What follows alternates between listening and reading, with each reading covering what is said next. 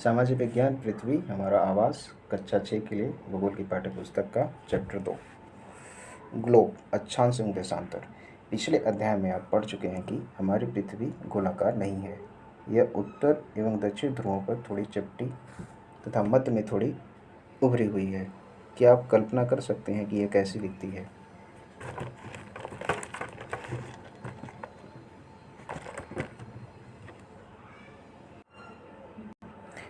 इस संबंध में जानकारी प्राप्त करने के लिए आप अपनी कक्षा में सावधानीपूर्वक ग्लोब को देखिए। ग्लोब पृथ्वी का लघु रूप में एक वास्तविक प्रतिरूप है। चित्र 2.1। ग्लोब विभिन्न आकार एवं प्रकार के हो सकते हैं। बड़े ग्लोब जो आसानी से एक स्थान से दूसरे स्थान नहीं ले जाए जा सकते, पॉकेट में रखने योग्य छोटे ग्लोब तथा गुब्बारे जैसे ग्लोब जिनमें हवा भरी जा सकती है एवं आसानी से एक स्थान से दूसरे स्थान पर ले जाए जा सकते हैं। ग्लोब स्थिर नहीं होते हैं। इसे उसी प्रकार घुमाया जा सकता है जैसे कुम्हार का पहिया या लट्टू घूमता है। ग्लोब पर देशों, महाद्वीपों तथा महासागरों को उनके सही आकार में दिखाया जाता है। जैसा कि आप इस ग्लोब में देख रहे हैं, यहाँ पर नीले रंग से महासागरों को दिखाया गया है, हरे रंग से महाद्वीपों को दिखाया गया है।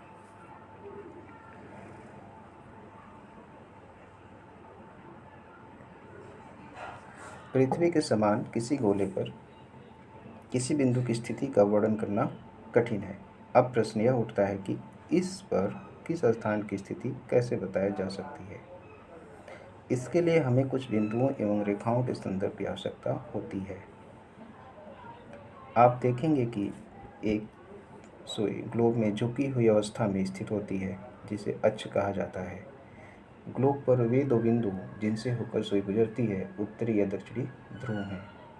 ग्लोब को इस सुई के चारों ओर पृथ्वी की भांति पश्चिम से पूर्व की ओर घुमाया जा सकता है, लेकिन याद रखें, इन दोनों में एक अंतर है। पृथ्वी पर वास्तव में ऐसी कोई सुई नहीं होती। यह अपने अक्ष पर चारों ओर घूमती है, जो एक काल्पनिक रेखा है। अब इसके लिए यदि आप देखना चाहें तो इस मैप आप ग्लोब में देख सकते हैं कि यहाँ पर ये अक्ष लिखा गया है। ये ऊपर का जो भाग है उसे उत्तरी ध्रुव तथा दक्षिण का जो भाग है, नीचे का जो भाग है उसे दक्षिणी ध्रुव कहा जाता है। और इसके बीच में ये महासागर और महाद्वीपों की एक संरचना बनाई गई है।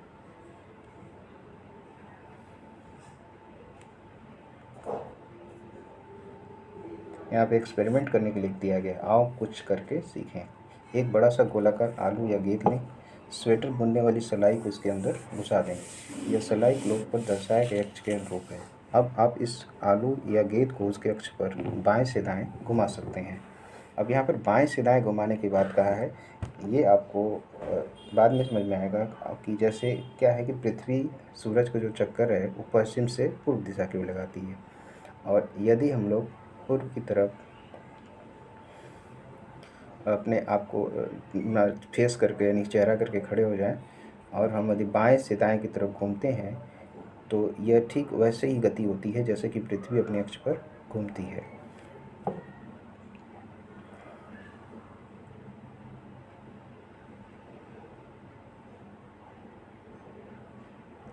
एक अन्य काल्पनिक रेखा भी ग्लोब को दो बराबर भागों में बांटती है। इसे विषुवत वृत्त कहा जाता है। पृथ्वी के उत्तर में स्थित आधे भाग को उत्तरी गोलार्ध तथा दक्षिण वाले आधे भाग को दक्षिणी गोलार्ध कहा जाता है। ये दोनों बराबर के आधे भाग होते हैं। इस प्रकार विषुवत वृत्त पृथ्वी पर एक काल्पनिक वृत्त बनाती है एवं यह पृथ्वी पर विभिन्न स्थानों की स्थिति बताने का सबसे महत्वपूर्ण संदर्भ बिंदु है। विषुवत वृत्त से ध्रुवों तक स्थित सभी समानांतर वृत्तों को अक्षांश समानांतर रेखाएं कहा जाता है। अक्षांशों को अंश में मापा जाता है। विषुवत वृत्त शून्य अक्षांश को दर्शाती है। चूँकि विषुवत वृत्त से दोनों तरफ ध्रुवों के बीच की दूरी पृथ्वी के चारों ओर के वृत्त का 1/4 है, अतः इसका माप होगा 360 अंश का 1/4 यानी 90 अंश।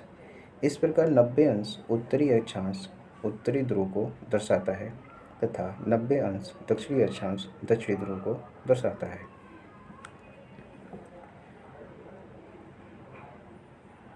अब इसको हम लोग इसके माध्यम से समझ सकते हैं। यहाँ पर पृथ्वी के दो भागों में बांटने का जो बिंदु है, जो रेखा है, उसे विषुवत वृत्त कहा जाता है।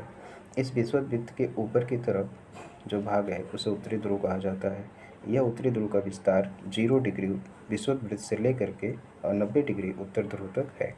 ठीक इसी प्रकार से विषुवत वृत्त के दक्षिण में जो भाग है उसे दक्षिण ध्रुव कहा जाता है तथा इसका विस्तार 0 डिग्री विषुवत वृत्त से लेकर के 90 डिग्री दक्षिणी ध्रुव तक है।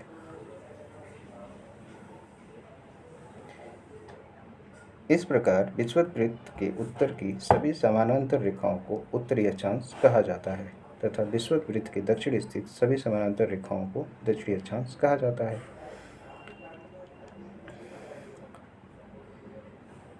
इसलिए प्रत्येक अक्षांश के मान के साथ उसकी दिशा यानी उत्तर या दक्षिण को भी लिखा जाता है। सामान्यतः इसे उत्तर या दक्षिण अक्षर से व्यक्त किया जाता है।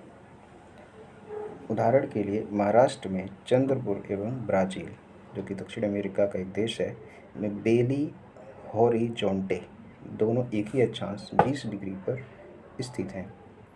लेकिन चंद्रपुर विषुवत वृत्त के 20 डिग्री उत्तर में एवं बेलो हॉरिजॉन्टो विषुवत वृत्त के 20 अंश दक्षिण में स्थित है। इसलिए हम कहते हैं कि चंद्रपुर 20 डिग्री उत्तरी अक्षांश पर तथा बेली हॉरिजॉन्टो 20 डिग्री दक्षिणी अक्षांश पर स्थित है। चित्र 2.2 से स्पष्ट है कि जैसे जैसे हम विषुवत वृत्त से दूर होते जाते हैं, अक्षांशों का आकार घटता जाता है। अब आप यहाँ पे ध्यान से देख सकते हैं कि यदि हम इसको एक छोटे छोटे वृत्त मान लें तो हम जैसे विषुवत वृत्त से ऊपर की तरफ बढ़ते हैं, ऐसे जिन वृत्तों का आकार है वो घटता जाता है तथा ध्रुव पर जाकर के एक बिंदु के रूप में बदल जाता है। ठीक इसी प्रकार से दक्षिणी ध्रुव में भी ऐसा ही परिवर्तन होगा।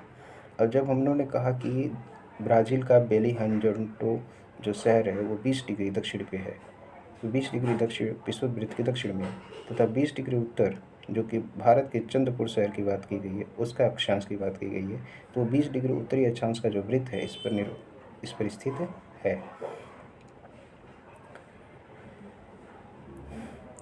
अब हम लोग आते हैं, देखते हैं महत्वपूर्ण अक्षांश समानांतर रेखाएं।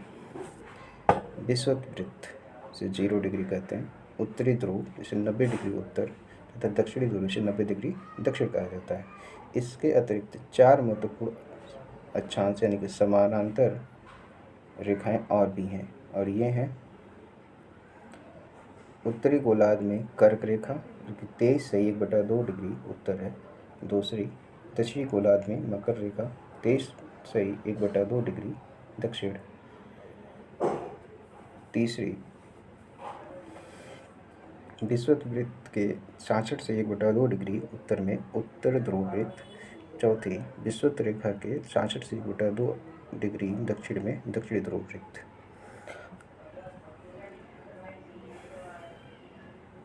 अब इनको समझने के लिए हम इस मैप इसमें देख सकते हैं इस तरीके से।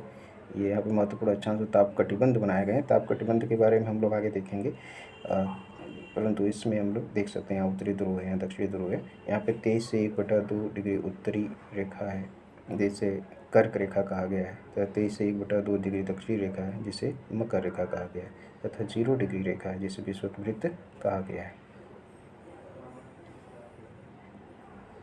पृथ्वी के ताप कटिबंध। कर्क रेखा एवं मकर रेखा के बीच के सभी अक्षांशों पर सूर्यवर्ष में एक बार दोपहर में सिर के ठीक ऊपर होता है। इसलिए इस क्षेत्र में सबसे अधिक ऊष्मा प्राप्त होती है तथा इसे उष्णकटिबंध कहा जाता है। कर्क रेखा तथा मकर रेखा के बाद किसी भी अक्षांश पर दोपहर को सूर्य कभी भी सिर के ऊपर नहीं होता है। ध्रुव की तरफ सूर्य की किरणें तिरछी होती जाती हैं।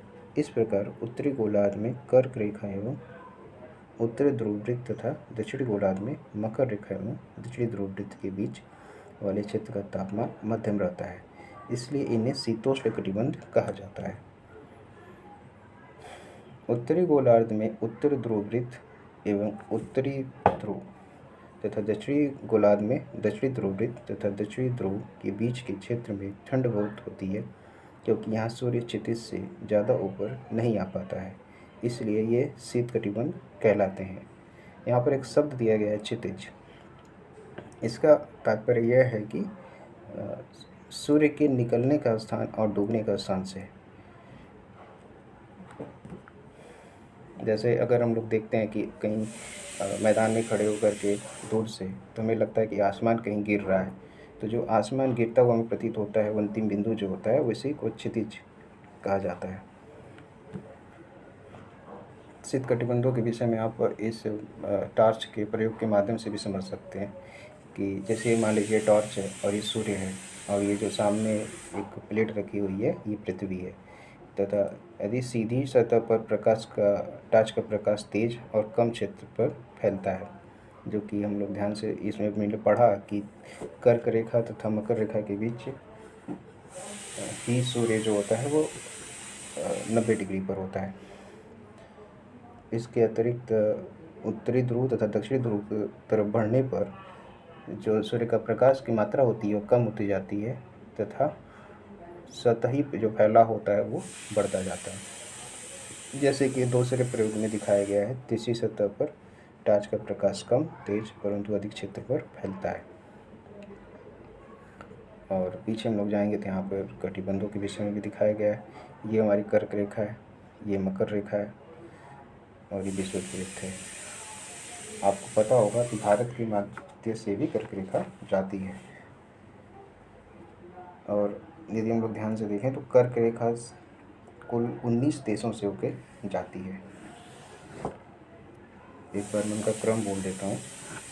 मैक्सिको, बाहामास, पश्चिमी सहारा, मॉरिशनिया, माली, नाइजर, चाड, अल्जीरिया, लीबिया, मिस्र, सऊदी अरब, यूएई, ओमान, भारत, बांग्लादेश, चीन, ताइवान, म्यांमार तथा हवाई द्वीप। इसी तरीके से जो विषुववृत्त है यानी कि भूमध्य रेखा, वह कुल 13 देशों से होकर जाती है। इक्वाडोर, कोलंबिया, ब्राज़ील,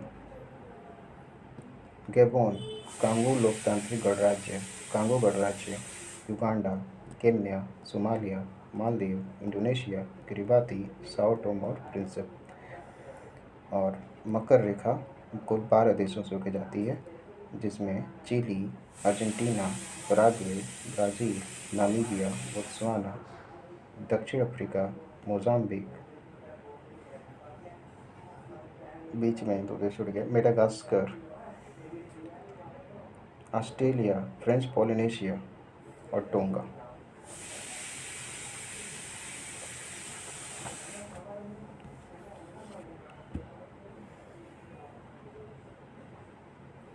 अब ताप कटिबंधों और अक्ष के बाद हम लोग देखेंगे देशांतर। देशांतर क्या है? किसी स्थान की स्थिति को बताने के लिए उस स्थान के अक्षांश के अतिरिक्त कुछ और जानकारियों की आवश्यकता भी होती है। आप देख सकते हैं कि प्रशांत महासागर में स्थित टोंगा द्वीप एवं हिंद महासागर में स्थित मॉरिशस द्वीप एक ही अक्षांश 20 डिग्री दक्षिण पर स्थित हैं। उनकी सही स्थिति जानने के लिए यह पता करना होगा कि उत्तरी ध्रुव को दक्षिणी ध्रुव से जोड़ने वाली संदर्भ रेखा या से पूर्व या पश्चिम की ओर इन स्थानों की दूरी कितनी है। इन संदर्भ रेखाओं को देशांतरी यामोत्तर कहते हैं तथा उनके बीच की दूरी को देशांतर के अक्षों में मापा जाता है। प्रत्येक अंश को मिनट में तथा मिनट को सेकंड में विभाजित किया जाता है। ये अर्धवृत्त हैं तथा उनके बीच की दूरी पृथ्वी की तरफ बढ़ने पर घटती जाती है एवं ध्रुवों पर शून्य हो जाती है, जहाँ सभी देशांतरी यामोत्तर आपस में मिलती हैं।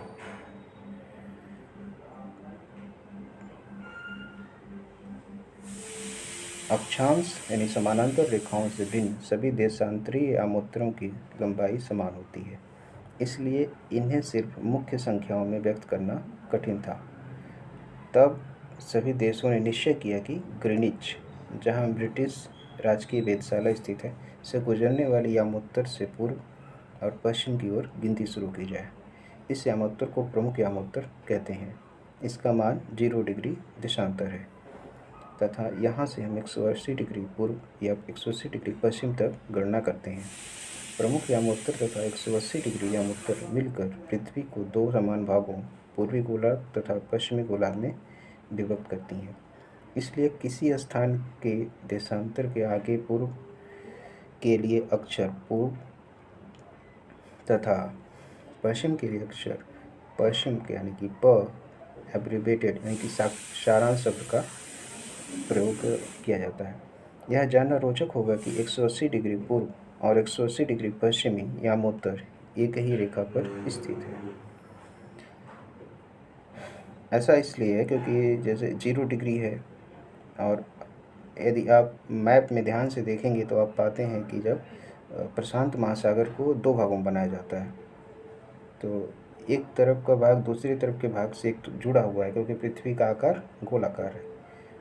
इसलिए 180 डिग्री जो पूर्व और 180 डिग्री पश्चिमी यामोत्तर होता है वो एक ही रेखा पर स्थित होते हैं। इसे अंतर्राष्ट्रीय तिथि रेखा भी कहा जाता है। इसके बारे में आप आगे जानेंगे। अब ग्लोब पर अक्षांश यानी कि समानांतर रेखाओं एवं देशांतरी यामोत्तरों के बीच बनी ग्रिड को देखो। अगर आपको किसी स्थान के अक्षांश एवं देशांतर की सही जानकारी हो तो ग्लोब पर आप उस स्थान का पता आसानी से लगा सकते हैं। ग्रिड का अर्थ होता है कि एक खड़ी रेखा और एक पट रेखा दोनों एक दूसरे को काटती हैं, उनके द्वारा एक आकृति का निर्माण होता है, चौकोर आकृति का, तो उसको ग्रिड कहा जाता है। अब हम लोग देखेंगे आप उदाहरण के लिए असम में डुगरी 26 डिग्री उत्तरी अक्षांश एवं 90 डिग्री पूर्वी देशांतर पर स्थित है। अब उस बिंदु को देखें जहां ये दोनों रेखाएं एक दूसरे को काटती हैं। यह बिंदु डुगरी का सही स्थिति होगा। आप इसको देखने के लिए अपने एटलस में जा सकते हैं। एटलस में आपकी जो अक्षांश रेखाएं हैं और जो देशांतर रेखाएं हैं, आपको अब तक तो समझ आ ही गया होगा। उन दोनों को मिलने के बिंदु को, यानी जो दोनों रेखाएं किसी एक बिंदु पर जहाँ पे काटती होंगी, वहाँ पे जो भी स्थान होगा उसका एक विशेष नाम होगा। उसी प्रकार से यहाँ पे डुगरी को खोजा गया। इसको समझने के लिए कागज पर समान दूरी वाली क्षैतिज तथा ऊर्ध्वाधर रेखाएं खींचिए। जैसे चित्र 2.7 इसमें चित्र बनाया गया है। ग्रिड है यहाँ पर, और ये वाला चित्र 2.7।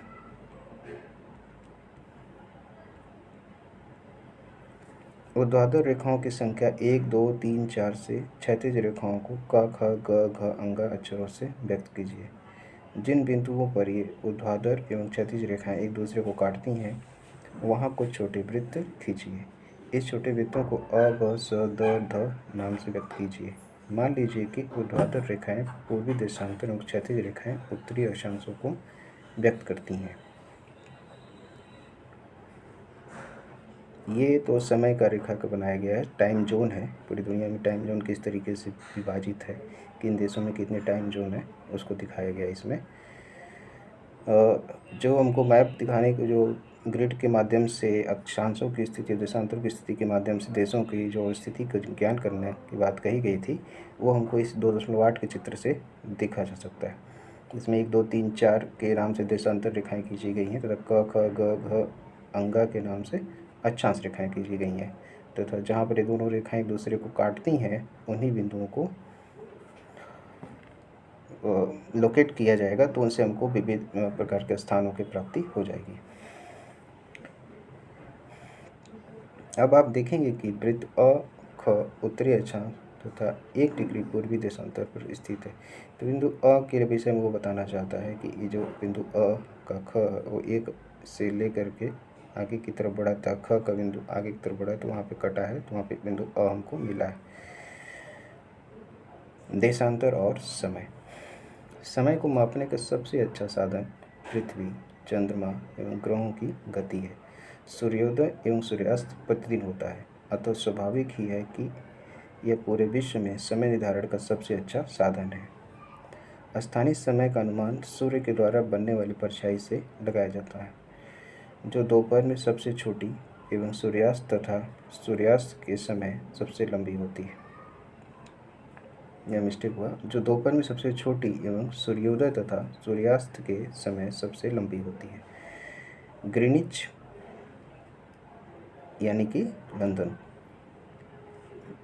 ग्रीनिच पर स्थित प्रमुख यामोत्तर पर सूर्य जिस समय आकाश के सबसे ऊंचे बिंदु पर होगा, उस समय यामोत्तर पर स्थित सभी स्थानों पर दोपहर होगी। चूँकि पृथ्वी पश्चिम से पूर्व की ओर चक्कर लगाती है, अतः वे स्थान जो ग्रीनिच के पूर्व में हैं, उनका समय ग्रीनिच समय से आगे होगा तथा जो पश्चिम में है उनका समय पीछे होगा। चित्र 2.8 में जैसा कि दिखाया गया है। तो वो पीछे वाले चित्र की बात करना चाहते हैं। ये जो चित्र इसमें दिखाया गया है, यहाँ पर जो कि ये ग्रीनिच लाइन है, ये ग्रीनिच इंग्लैंड से होकर जो जाती है, ये यूरोप महाद्वीप से होते हुए और यहाँ पर ये अफ्रीका महाद्वीप से होते हुए अटलांटिक महासागर से नीचे तरफ जा रही है।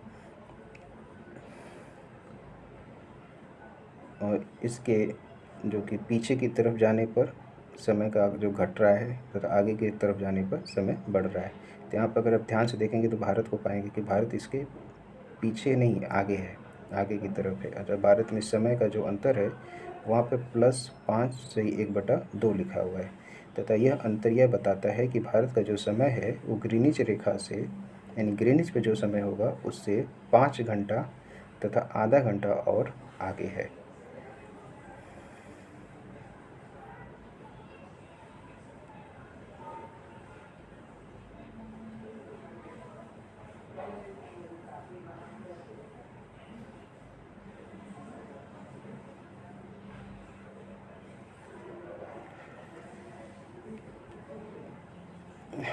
समय के अंतर की दर की गणना निम्नलिखित विधि से की जा सकती है।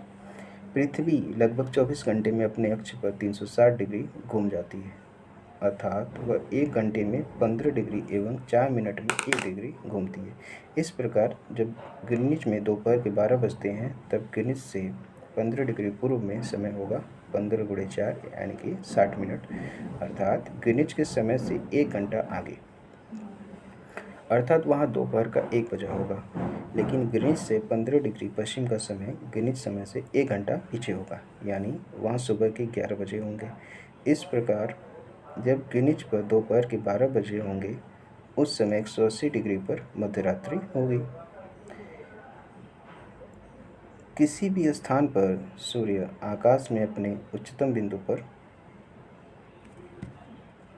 जब होता है तो दोपहर में उस समय घड़ी में दिन के 12 बजते हैं। इस प्रकार घड़ी के द्वारा दिखाया गया समय उस स्थान का स्थानीय समय होगा।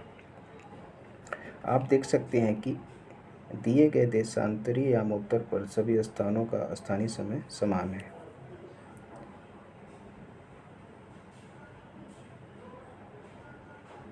हम मानक समय क्यों मानते हैं? अलग अलग यामोत्तर पर स्थित स्थानों के स्थानीय समय में अंतर होता है। उदाहरण के लिए, बहुत से देशांतरों से होकर गुजरने वाली रेलगाड़ियों के लिए समय सारणी तैयार करना कठिन होगा। भारत में गुजरात के द्वारका तथा असम के डिब्रूगढ़ के स्थानीय समय में लगभग 1 घंटा 45 मिनट का अंतर होगा। इसलिए यह आवश्यक है कि देश के मध्य भाग से होकर गुजरने वाली किसी यामोत्तर के स्थानीय समय को देश का मानक समय माना जाए। इस यामोत्तर रेखा के स्थानीय समय को पूरे देश का मानक समय माना जाता है। भारत में 82 से 1/2 डिग्री यानी कि 82 डिग्री 30 मिनट पूर्व को मानक यामोत्तर माना गया है। इस यामोत्तर के स्थानीय समय को पूरे देश का मानक समय माना जाता है। इसे भारतीय मानक समय के नाम से जाना जाता है। यहाँ पे एक मैप बना हुआ है जिसमें 82 से 1/2 डिग्री पूर्व को दिखाया गया है तथा 97 डिग्री पूर्व और 68 डिग्री पूर्व को दिखाया गया है। 68 डिग्री पूर्व और 97 डिग्री पूर्व जो 2 रेखाएं हमको दिखाई गई हैं, ये भारत के पूर्वी तथा यदि भारत के संदर्भ में बात किया जाए तो भारत के पश्चिमी तथा भारत के पूर्वी छोरों के बीच को दिखाती हैं। यहाँ पे ये गुजरात में स्थित है और यहाँ पे ये अरुणाचल प्रदेश में स्थित है।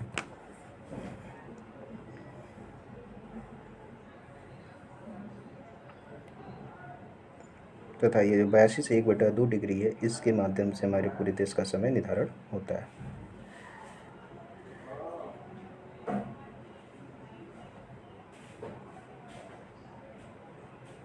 अब एक उदाहरण देखते हैं हम लोग। कबीर भोपाल के निकट एक छोटे से नगर में रहता है। वह अपने मित्र आलोक से कहता है कि वे लोग आज रात्रि में नहीं सो पाएंगे। भारत एवं इंग्लैंड के बीच एक क्रिकेट मैच लंदन में 2 बजे अपराह्न में शुरू होगा, अर्थात भारत के समयानुसार मैच शाम के 7:30 बजे शुरू होगा तथा देर रात्रि में समाप्त होगा। क्या आप जानते हैं कि भारत एवं इंग्लैंड के बीच समय में क्या अंतर है? तो अब उस अंतर को जानने के लिए हमको क्या करना पड़ेगा? लंदन में 2 बजे अपराह्न में मैच शुरू हो रहा है, जबकि भारत में वो 7:30 बजे शुरू होता दिखाई दे रहा है। तो इन दोनों के बीच में जो समय का अंतर होगा, उससे हम लोग जान जाएंगे कि दोनों के बीच में कितने समय का अंतर है। तो 2 बजे दोपहर में इंग्लैंड में शुरू हो रहा है, जबकि भारत में शाम के 7:30 बज रहे हैं। तो भारत में समय आगे बढ़ चुका है। यानी कितना आगे बढ़ चुका है? जब हम लोग घटाते तो हम लोग पाते हैं कि 5 घंटा और 30 मिनट समय भारत में आगे बढ़ चुका है। भारत ग्रीनिच के पूर्व 82 डिग्री 30 मिनट पूर्व में स्थित है। यहाँ का समय ग्रीनिच समय से 5 घंटा 30 मिनट आगे है। इसलिए जब लंदन में दोपहर के 2 बजे होंगे, तब भारत के शाम के 7:30 बजे होंगे। कुछ देशों का देशांतरी विस्तार अधिक होता है, जिसके कारण वहाँ एक से अधिक मानक समय अपनाए गए हैं। उदाहरण के लिए रूस में 11 मानक समयों को अपनाया गया है। पृथ्वी को एक एक घंटे वाले 24 समय क्षेत्रों में बांटा गया है। इस प्रकार प्रत्येक समय क्षेत्र 15 डिग्री देशांतर तक के क्षेत्र को घेरता है। तथा इससे हम लोग एक चीज़ और समझ सकते हैं कि प्रत्येक जो 15 डिग्री देशांतर का जो समय होता है, वो एक एक घंटे का अंतर होता है। तो आप इसके लिए ये भी समझ सकते हैं, यदि हम लोग देखें 82 से 1/2 को 15 से भाग दिया जाए तो ये करीब 5 बार जाता है, इसमें 75 आता है। इसके बाद भी इसमें 7:30 बच जाता है, जो कि हमको 7:30 ये बताता है, क्योंकि 15 डिग्री में हम लोग को 1 घंटे का समय अंतर होता है, इसलिए 7:30 डिग्री में हमको आधे घंटे का समय अंतर होगा। तो 5 घंटे का समय अंतर हमको पहले मिल चुका है, आधे घंटे का समय अंतर और मिल गया, इसलिए 5.5 घंटे का कुल समय अंतर भारत के मानक समय अंतर को दिखाता है। अब हम लोग करेंगे अभ्यास प्रश्न। अभ्यास प्रश्न करने के लिए हम लोग प्रश्नों के उत्तर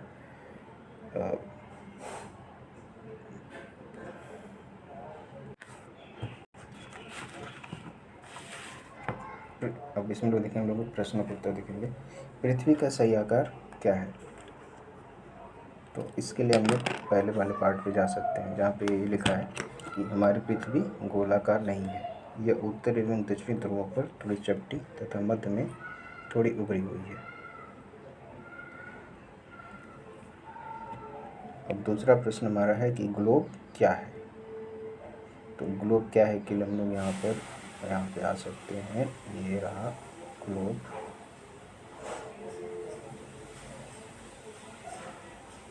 ये रहा ग्लोब। अब देखिए यहाँ पे लिखा हुआ है, बस आराम से यहाँ पे, ये रहा ग्लोब। ग्लोब पृथ्वी का लघु रूप में एक वास्तविक प्रतिरूप है। बस।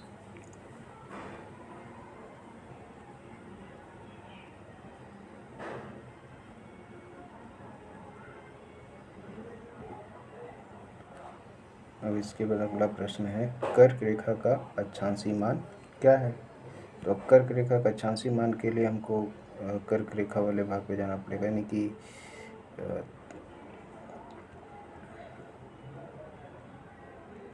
ये रहा यहाँ पे कर्क रेखा का अक्षांशीय मान क्या है? तो कर्क रेखा का अक्षांशीय मान कितना है? 23 से 1/2 डिग्री उत्तर।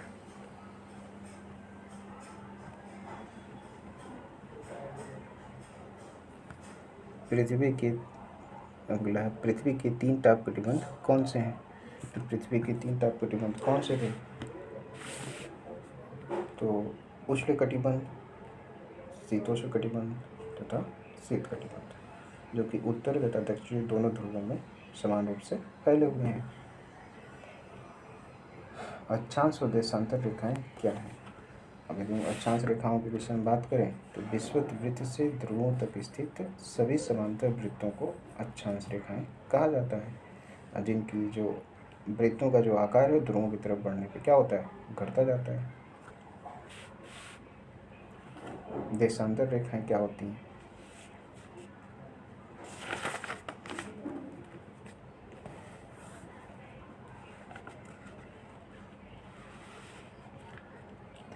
देशांतर रेखाएं होती हैं जो कि एक मानक यामोत्तर के पैरेलल में रेखाएं खींची जाती हैं तथा इनका आकार जो होता है ये भी ध्रुवों की तरफ जाते हुए एक दूसरे के नज़दीक आती जाती हैं तो ध्रुवों पर बिंदु के रूप में समाप्त हो जाती हैं। ऊष्मा की सबसे अधिक मात्रा उष्णकटिबंध में क्यों प्राप्त करते हैं? क्योंकि उष्णकटिबंध कर्क रेखा और मकर रेखा के बीच में स्थित है, जहाँ पर सूर्य पूरे वर्ष भर लंबवत रहता है, इसलिए यहाँ पर ऊष्मा की सबसे अधिक मात्रा प्राप्त होती है। जब भारत में शाम के 5:30 बजते हैं तो लंदन में दोपहर के 12 क्यों बजते हैं?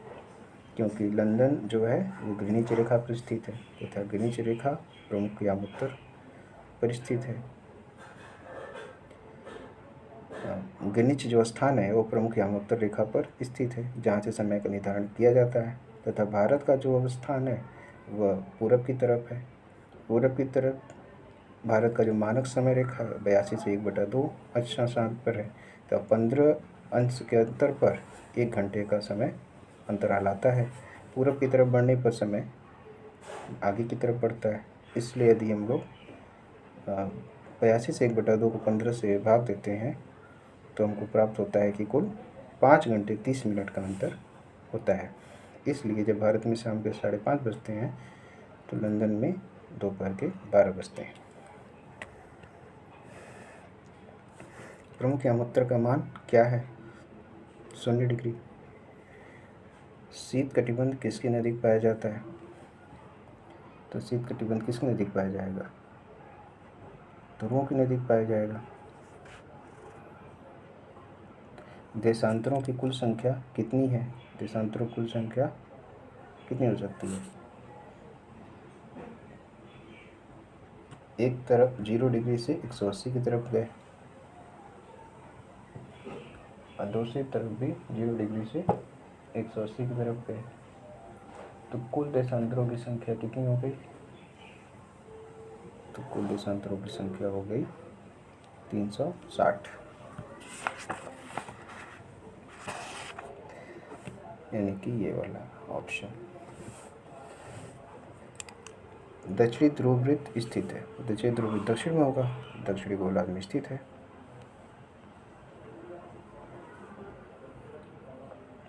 ग्रेड किसका जाल है? तो ग्रेड एक अक्षांश रेखा तथा दूसरी अक्षांश रेखा एक अक्षांश रेखा दूसरे देशांतर रेखा एक दूसरे को विभाजित करती हैं तथा उनसे जो आकृति बनती है उसे हम लोग ग्रेड कहते हैं। तो अक्षांश रेखाओं और देशांतर यामोत्तरों का खाली स्थान बन रहा है। मकर रेखा कितने अंश पर स्थित है? तो मकर रेखा 23 से 1/2 अंश दक्षिण पर स्थित है। भारत का मानक यामोत्तर 82.5 डिग्री है। 0 डिग्री यामोत्तर को प्रमुख यामोत्तर के नाम से जाना जाता है। देशांतरों के बीच की दूरी ध्रुवों की तरफ घटती जाती है। उत्तरी ध्रुव वृत्त उत्तरी गोलार्ध में स्थित है। आगे कुछ क्रियाकलाप दिए गए हैं क्रियाकलाप करने के लिए, ताकि आपकी समझ के स्तर पर विकास हो। आप इनको कर सकते हैं और समझ सकते हैं।